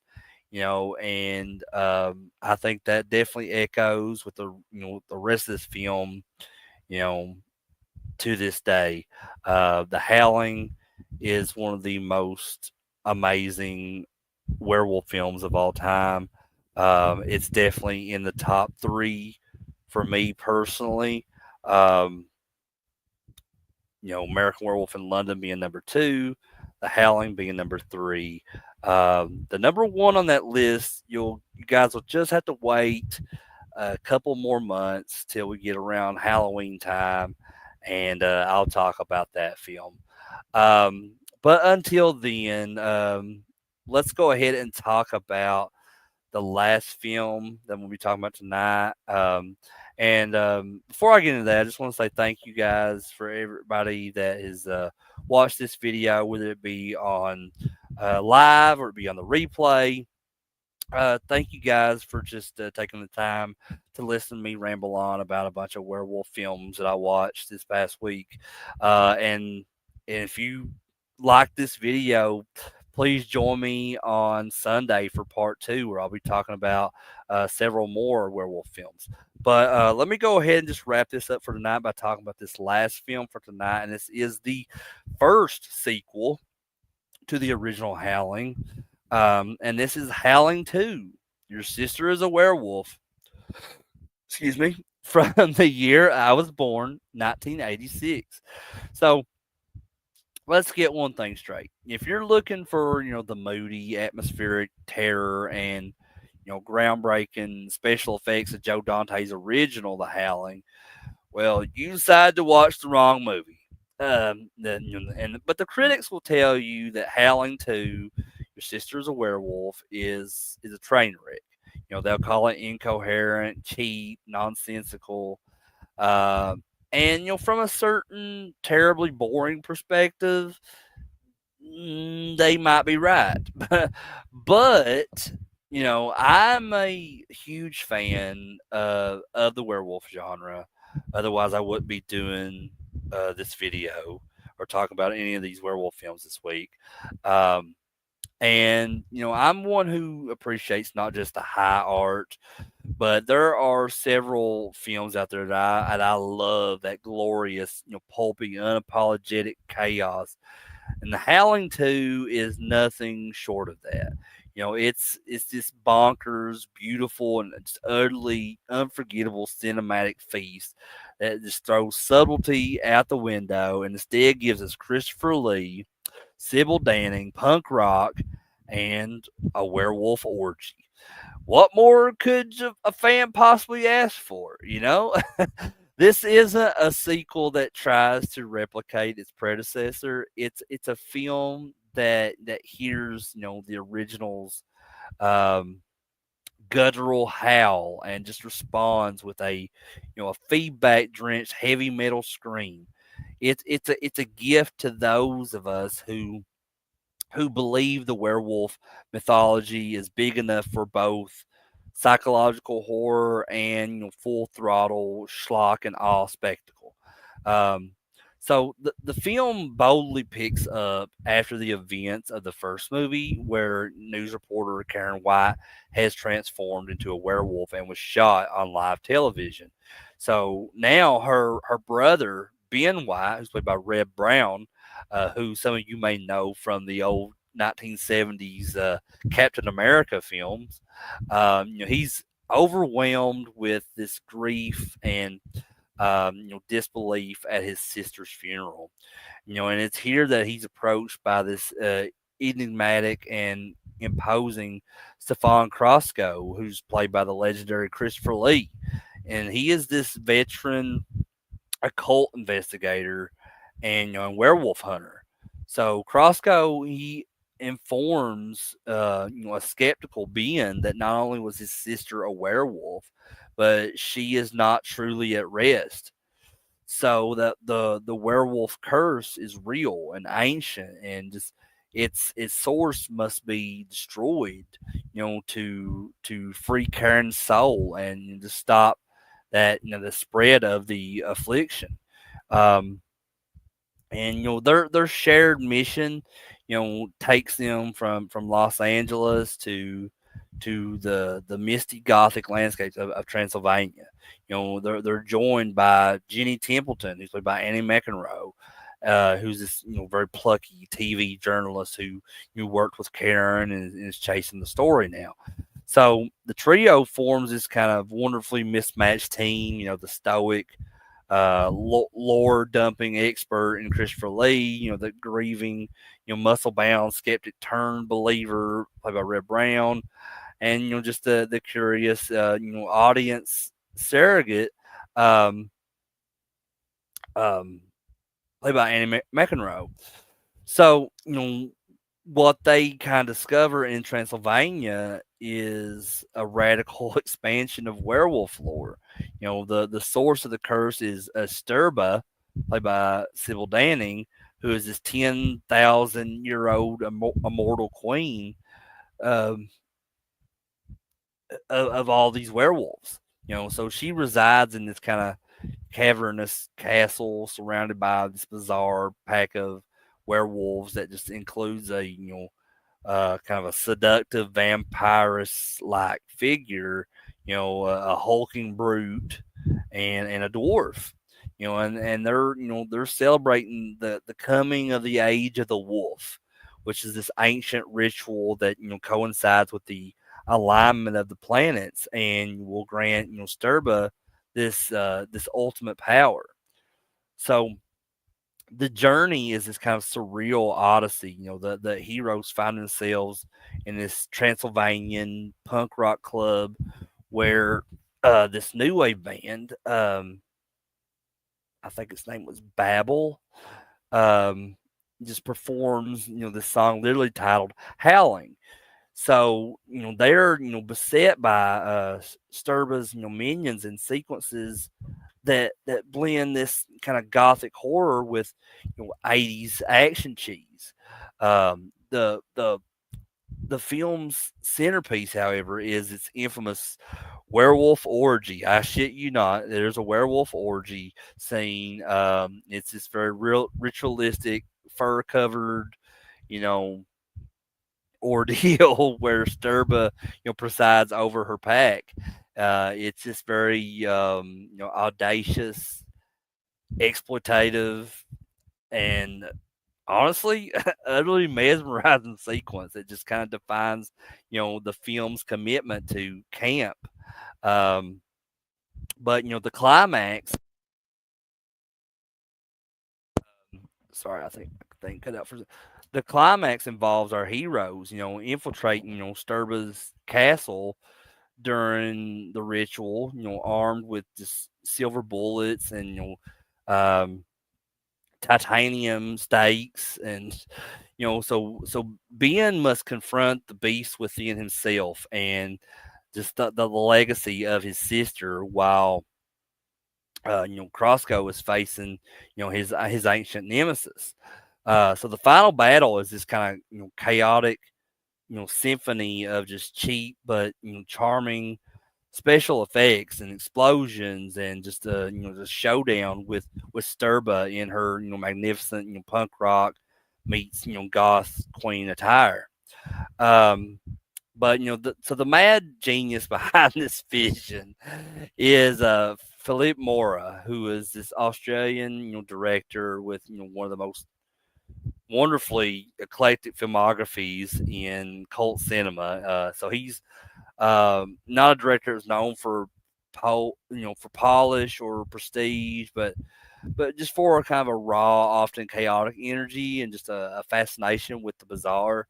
Um, before tackling werewolves, he had directed the gritty and controversial biopic Mad Dog Morgan from 1976, starring this Dennis Hopper.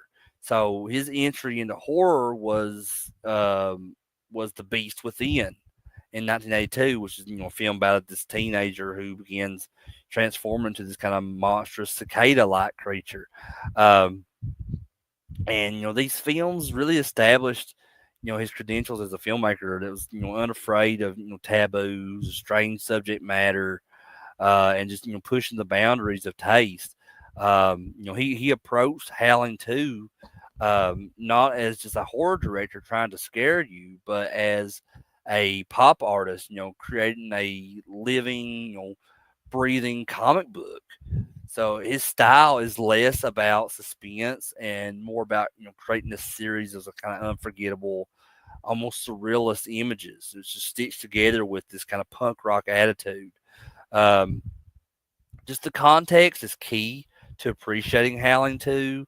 It wasn't a failed attempt at a serious sequel. It was just kind of more of a deliberate swerve into a completely different, more anarchic genre.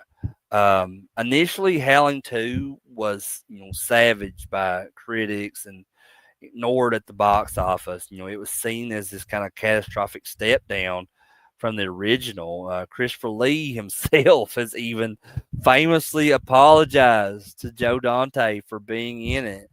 And stories about his onset frustration with the script and production. And however, time has been, I think, extraordinarily kind to this film.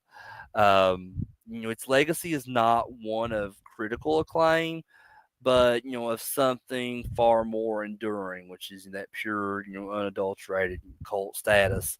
Um, that the titan of so bad it's good cinema, Howling 2 is just a cornerstone of that, of that so bad it's good canon. Its charm kind of lies in its failures. The editing is just famously choppy. With one shot of a werewolf transformation being, recycled relentlessly throughout the film. The dialogue is, just stilted and often hilarious. The special effects, which is a mix of like furry suits and hand puppets, kind of like that sophistication of Rob Bottin's work on the original, but possess a kind of a tangible, goofy charm that CGI could never replicate. Um, but I think the film's most legendary feature is its end credits. As the theme song plays, the film treats us to this kind of supercut of the movie's best moments.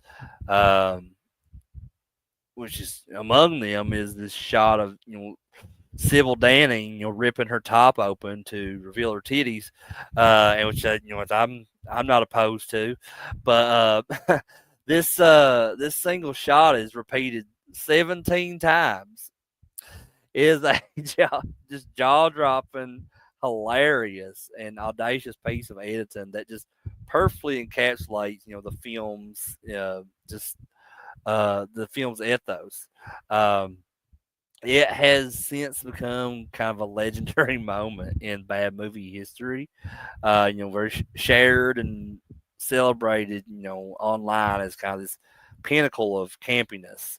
Um, but the film is just, to me, honestly, I think it's endlessly rewatchable just thanks to its cast. Christopher Lee brings this absurd level, to the proceedings. Just hearing him deliver lines like, "Do you have any wolfsbane?" It's almost to that same effect, like he brought to Dracula. It's just a joy. Sybil Danning as Sturba is iconic. With her wild hair, leather outfits, her commanding presence. She creates one of the most memorable villains in werewolf cinema, like for a multitude of reasons. Um, she was kind of like a proto Lady Gaga, presiding over a kingdom of like fur and synth pop. I know that's a weird comparison, but anyway, while this film, uh, it was kind of messy. It genuinely tried to bring a new mythology and build on that.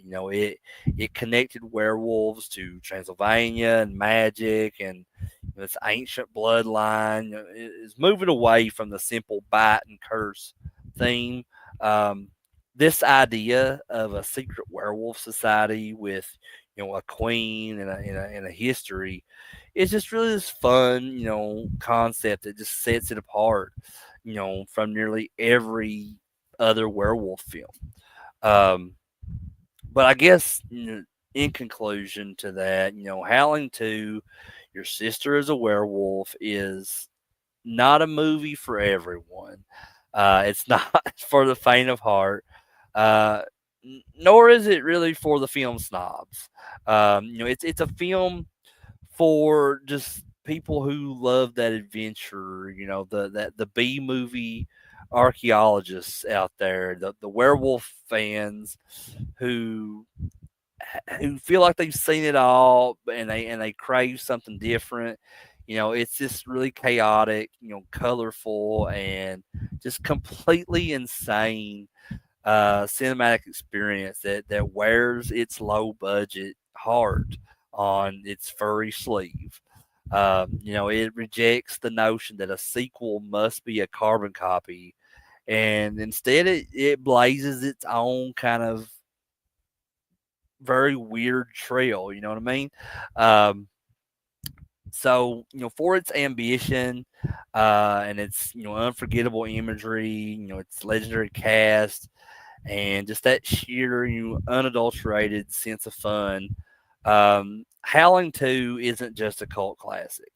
It's just this very righteous celebration of everything that just makes the werewolf genre so endearingly wonderful. And in my eyes, it's strangely a masterpiece, in my opinion.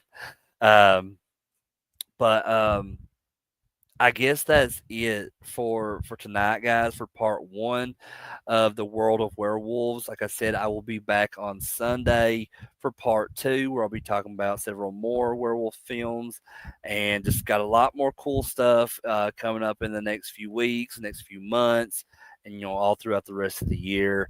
But before I go into my outro, I guess I do want to. Talk about a couple things, and I meant to talk about these at the top of the show, and just it completely went out of my mind for some reason. Um, but there were two really big deaths in as far as celebrities go this week. Two individuals that were very impactful, on my life and my tastes. Um, the first being Ozzy Osbourne, the Prince of fucking Darkness, the guy that really made me become a heavy metal fan. Between his solo career and Black Sabbath, that was pretty much my introduction to heavy metal, along with Judas Priest too. But Ozzy was just outside of his music, he was just this larger than life icon. And just, he became such a significant name in pop culture um, that just, you know, everybody knew who he was. You didn't even have to be a fan of Ozzy or a fan of heavy metal or anything to know who Ozzy Osbourne was. That's how iconic that he was. Um, and like I said, when I first found out who Ozzy was when I was very young, I was probably 11, 12 years old. I had heard, Ozzy and Black Sabbath for the first time. This was still early stages of the internet. And so I remember trying to find everything I could find, you know, as far as information about Ozzy, just knowing stuff, outside of just his music, just like things that, he was known for in his personal life and all that. I remember around the time when the Osbournes TV show was on, I was buying like all kinds of the merchandise from the show, and there was a book that it was like an unofficial, unauthorized like book about Ozzy's life and his experiences and stuff. And focus on stuff about his music and all that, and people around him in the music industry. Man, I soaked that in like a sponge. I just absolutely adored Ozzy Osbourne. And just a few weeks ago, they did the Back to the Beginning Black Sabbath concert, the 10-hour pay per view event where it has all these bands. It led up to the end of the evening where Ozzy would do a solo set, and immediately following that, Black Sabbath would play. And this was already scheduled to be Ozzy's last you know go at performing on stage. And after the event, and the event was fantastic. It was one of the greatest if not the greatest concert I've ever seen, whether in person or just on a TV screen. um, and just Ozzy was fantastic. He did, for the condition he was in, he did phenomenal, and I absolutely loved it. And there was all this kind of debate, after the concert, like, is he really done? Is he going to get that? Um, want to do more shows maybe later on?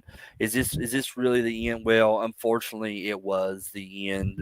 As Ozzy Osbourne passed away earlier this week. Um, it was just an absolute shock. So, like I said, I said last week, I was going to be starting a new job this week, and the job is going great. I love everybody at work. I love my trainer. I love the people in my training class. I think this is going to be a really good job for me. I really look forward to my future with it. Um, so at during the work day, we're supposed to turn our phones off. We can't allow, they don't allow us to have our phones out and stuff. So um, during the class, as we were getting ready to go to break, my trainer tells us all, it's like, any fans in here of Ozzy Osbourne? I was like, hell yeah. Well, I didn't say hell yeah, but I was like, yeah, I'm a fan. Um, and he's like, well, he passed away. And I didn't know how to process it. I really didn't. I was like, please tell me you're kidding. I'm like, are you serious? And I just, like I said, we was going to break right after that, and I just had to spend that entirety of my break just kind of process like what I had just learned, that Ozzy had passed away. And I still don't think it's really hit me yet. Even though I was just a fan of his, he personally meant a lot to me. I felt like he is partially responsible for the person I have become this day, and for my personal interests and taste in music and all that. Um, but I was lucky enough to see him at least one time with my wife Candace and my brother-in-law CJ at Louder Than Life Music Festival in Louisville, Kentucky several years ago. Um, so at least I can say that I did get to see the Prince of Darkness at least one time. And you know, it still hurts that he's gone. And I know he was older and he wasn't the best of health, but just like I wasn't expecting it that soon. But so rest in peace to Ozzy Osbourne, the Prince of fucking Darkness. But and that also brings me to the second death that happened earlier today. Found this out as well. But not anyone from work. But so I was going on my lunch today at work, and I opened up my phone to somewhere between 10 to 15 different people messaging me because they a lot of my friends know that I'm a huge wrestling fan. Wrestling means a lot to me, and let me know that Hulk Hogan had passed away. The immortal Hulk Hogan, the iconic Hulk Hogan, the man that changed the wrestling industry forever in the 1980s. And regardless how you feel about him, regardless of, you know, what kind of person he became till here recently, just things he said, and or lied about, or what his political views are, or blah blah blah, whatever. Um, if you can just put all of that to the side and just look at him as a wrestler, what he did for the industry, how he changed it forever. Um, I think it's impossible for you to deny, what he did for the history of professional wrestling. Um, and you know, uh, apparently from what I've heard, he was in not the greatest of health here lately, but I don't think anyone was expecting him to pass away.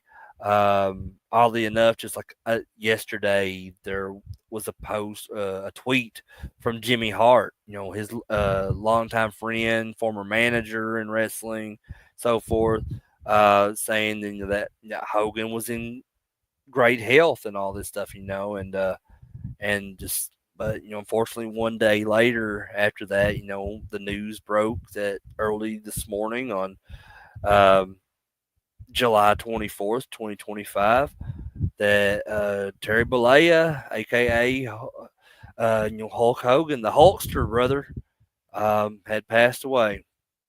And while Hogan was never really one of my favorites, I respect what he did for the industry, not only in the 80s, but in the 90s as well with the NWO and all that. So, I do have a lot of respect for his career, and as professional wrestling, and just kind of linking wrestling to pop culture, and bringing it into the mainstream. I just feel like wrestling would be a lot different nowadays without his legacy attached to the history of professional wrestling. So with that, I say rest in peace to Hulk Hogan. Um, Rest in peace, brother. Um, but I guess I just want to just go ahead and close this out like I regularly do. I want to thank everyone who either watched this live and was in the chat, or if you're watching this on replay. Thank you guys so much. Please drop me a comment below on what your favorite werewolf movie is and why, and or if you have any thoughts about the passing of Ozzy Osbourne or Hulk Hogan, let me know. Just kind of keep it, you know, semi-positive, guys. I don't please don't leave me any kind of disrespectful comments about Hulk Hogan. If you have any kind of negative personal feelings about him and stuff, it's best to just leave that to yourself, or I don't want to see that, guys. I'd appreciate if you didn't leave anything like that. um but if you like this video, please give it a thumbs up. I'd really appreciate that. If you're new to the channel, please hit the subscribe button to catch more videos like this one. Um, and as always, click that bell for any kind of future notifications. But with all that said, guys, I'm Crater. This is CraterMania. I love you guys, and have a good night.